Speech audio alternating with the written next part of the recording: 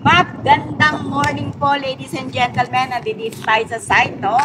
And introduce ko sa inyo si channel model namin with minimum 100 square meter. Pero sa laki ng kanyang floor area of 78 square meter, nakikita nyo kung gaano pa kalaki ang kanyang area.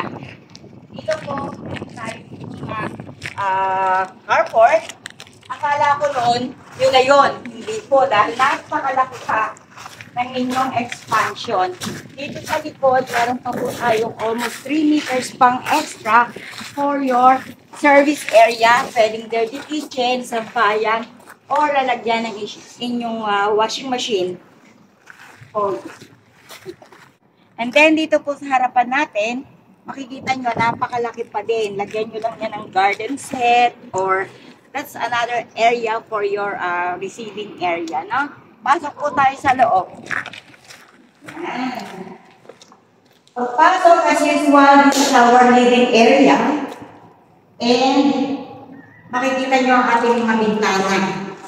Malalaki and dalawa po yan na bintana. So, enough para sa proper lighting, yung ilaw natin, liwanag, and ventilation. Dito po naman sa ating ceiling, mataas siya. And meron tayong kitchen area.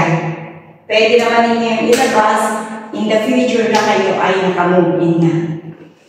Meron po tayong dalawang toilet and bath. Isa dito sa baba and isa sa taas. Meron tayong extra space for our storeroom.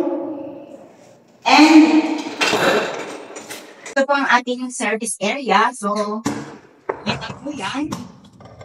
Kaya na nabanggit ko kanina, dito tayo maglalaba or dirty kitchen. Ating flooring, concrete po yan, 60 by 60. Now, okay po tayo sa taas.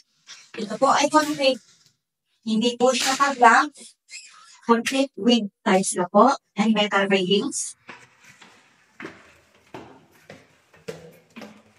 The second floor naman po natin, siya po ay tiles na rin, concrete tiles. Ito po ang bedroom dito sa loob.